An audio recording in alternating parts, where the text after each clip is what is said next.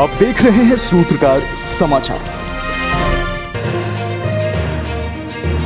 नमस्कार, मैं प्रेरणा चौरसिया। आप देख रहे हैं सूत्रकार समाचार। 1932 के मुद्दे को लेकर के हेमंत सोरेन एक बार फिर से सक्रिय होते नजर आ रहे हैं, जबकि इस विधेयक को लेकर के राज्यपाल ने राजभवन से इसे लौटा दिया था और इस पर विचार करने को कहा था। पूर्व मुख्यमंत्री मधु कोड़ा ने भी इस विधेयक पर विरोध जताया था, लेकिन इस मानसून सत्र के दौरान मुख्यमंत्री हेमंत सोरेन ने खुलकर 1932 खतियान को लेकर बातें कही हैं और उसे कहा है कि हमने अभी तक 1932 का मुद्दा भूला नहीं है, हम उस पर अभी भी कार्य करते हुए नजर आ रहे हैं।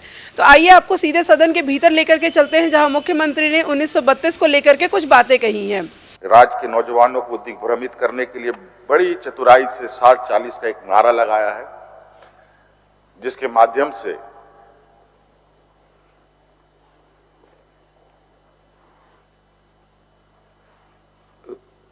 नौजवानों को गुमराह करने का एक षड्यंत्र, एक जहर फिर इन लोगों ने समाज के बीच में फेंका है। अध्यक्ष महोदय, मैं आपको स्पष्ट रूप से बता दूं अध्यक्ष महोदय कि सरकार की स्पष्ट सोच थी कि यहां 100% लोग स्थानीय लोगों की नियुक्ति हो। इसी को लेकर हम लोगों ने पूर्व में 32 आधारित नियोजन नीति हम लोगों ने लाने का प्रयास किया था अध्यक्ष महोदय, सदन से पारित भी किया, लेकिन महामहिम के यहां जाकर के ये फंस गया और वो भी इस तरीके से उलझा कि हम दोबारा इस सदन में उसमें बहस नहीं कर पा रहे हैं। लेकिन हमारी पूरी मंशा है कि 32 खतियान आधारित नियुक्ति फिर से हो। इसके लिए हम फिर से विधेयक लाएंगे, फिर से भेजेंगे अध्यक्ष महोदय। ये हमारी बिल्कुल स्पष्ट सोच है। और वर्तमान में जो ये खुद पूछ रहे हैं, इनको एक बार अपने गिरबान में भी झांकना चाहिए था कि वर्तमान में किस परिस्थिति, किस नियमावली से नियुक्ति हो रही है। ये सवाल बड़ा अजीब था। मंत्री को ये बात पूछा जा रहा है, ये खुद से ये नहीं पूछ पा रहे हैं कि ये नियम बनाया था किसने। ये नियम तो उन्हीं लोगों ने बनाया था अध्यक्ष महोदय।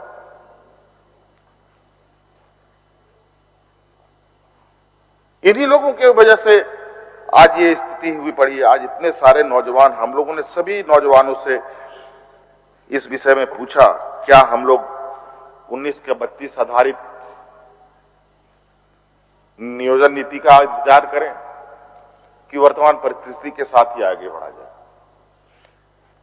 नौजवान को अगर वक्त पर राह नहीं दिखाया गया अध्यक्ष महोदय, तो वो भटक जाता है। अगर वो एक बार भटक गया अध्यक्ष महोदय, फिर दोबारा उसको रास्ते पे लाना फिर बहुत जद्दोजहद का काम है अध्यक्ष महोदय। और उसमें कितने सारी उल्टे सीधे कार्य होंगे, ये कह पाना बड़ा मुश्किल है अध्यक्ष महोदय। इसीलिए हम लोगों ने वर्तमान हमारे नौजवानों का जो डिस्ट्रेस था, उसको कम करने का एक प्रयास किया कि इस बार चलो हम लोग इसी नीति के साथ आगे बढ़ते हैं। लेकिन प्रयास हम लोग का कम नहीं रहेगा अध्यक्ष महोदय। प्रयास 32 का बिल्कुल बना रहेगा अध्यक्ष महोदय। और अध्यक्ष महोदय, आपको पता है अध्यक्ष महोदय, वैसे भी वर्तमान परिस्थिति में 60% तो ऐसे ही रिजर्व कैटेगरी का बना हुआ है। 50% ST SC OBC में बढ़ता है, 10% जो आर्थिक रूप से कमजोर लोग हैं उनके लिए। 60% तो ऐसे ही अध्यक्ष महोदय। और 40% है। क्या 40% में क्या 40% सब बाहर के होंगे? ऐसा तो नहीं हो सकता। और आज भी अध्यक्ष महोदय, जब इनके वक्त में 75% लोग बाहर से आते थे, आज सरकार की कड़ी निगरानी में और बिना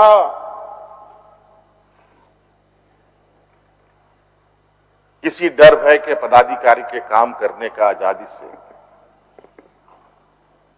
निर्भीक होकर आज के दिन में अध्यक्ष महोदय बहुत मुश्किल से 15-20% ही लोग बाहर से इसमें घुस पा रहे हैं। और मुझे नहीं लगता अध्यक्ष महोदय वो भी ज्यादा दूर नहीं कि आने वाला समय में हम इस परिस्थिति में भी उस 20% को 0% में ले जाने का हम काम करेंगे। अध्यक्ष महोदय, बहुत सारी बातें हैं अध्यक्ष महोदय, और 9 भी बज रहा है। मैं समझता हूं अध्यक्ष महोदय जो सरकार के कार्य हैं, बहुत सारी चीजें हैं जो मैं समझता हूं कि अगर सुनने वाले होते तो बोलने में भी ज्यादा अच्छा लगता है। मैं समझता हूं अध्यक्ष महोदय मैं इस भाषण को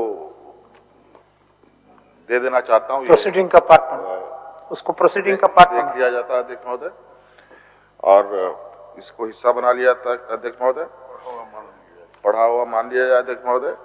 मैं इन्हीं चंद शब्दों के साथ आज के इस सत्र के अंतिम समय में सभी माननीय विधायक, सभी सदस्यों को और विशेषकर आपको, आसन को बहुत बहुत आभार प्रकट करेंगे और आपको धन्यवाद भी देंगे कि इतने झंझावातों के बाद भी आपने सदन को काफी सुचारू रूप से चलाया। और सभी माननीय सदस्य